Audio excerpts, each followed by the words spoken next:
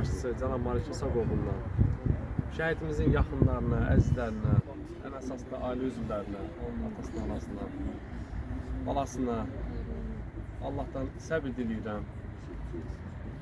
Bugün bura yığışmazda məqsəd Fərhadlı Fərhad və onun elə timsallı cəm şəhidləri anmaqdır. Məndən qabaq danışan natiqlər ətraflı danışdılar.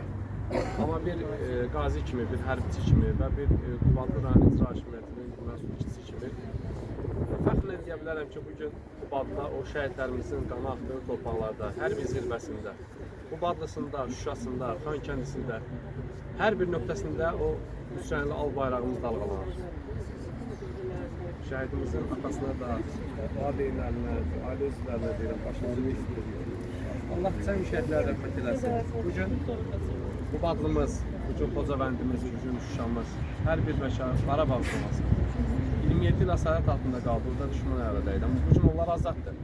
Fərhad və Fərhad kimləri o canı qanı bahasına, o isti qanı töküldüyü torpaq bahasına bu günləri o torpaqlar azaddır. Bugün orada Musaqlan əradayır hər bir torpağa, hər bir nöqtəyə. Bugün abadlıq işlər gedir. Bugün Fərhadın timsalında deyirəm. O olduğu, əsrlərimiz Qubadlıdır, Qəli kəndində. O torpaqlarda artıq qurtuluş işləri gedir. Bugün sabah artıq yaxın zamanda Qubadlıya köz başlayır. Və Qubadlı icra hakimiyyətinin başçısı tərəfindən təşkil olunubdur. İnşallah izləyən yox, Allah deyən olsun. Və bütün cəmi şəhidlərimizin, Qubadlıdan olan bütün şəhidlərin, ilkin şəhidlərin hamısının qəbul üstü abiləsi götürüləcək, lövhələr düzəldiləcək və rayona gedən hər bir şəxs onların qarşısında baş əyib keçəcək.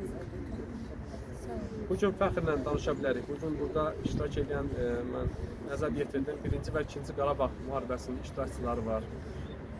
Hansı ki, bu günləri bir neçə qəbul otaqda Məhramov Bülbül və onun əmisi Məhramov Mirzənin qəbul üstündə ikisinin şəhid şəkli var. Böyle simvolik olarak onu ispat edir ki, həm 1-ci Qarabağ, həm bölmədən bir Qarabağ uğruna gedən döyüşlər uğrunda şəhid oldular. Ancaq onları da yaddan çıxartmaq lazımdır və arzu edirəm Allah'tan. O itkin şəhidlərimizin də nəşi tezliklə tapılsın, ailələrinə təhvil verilsin və şəhidlər xiyabanında fəxrlə, açıq alımla onlar dəfn olsun.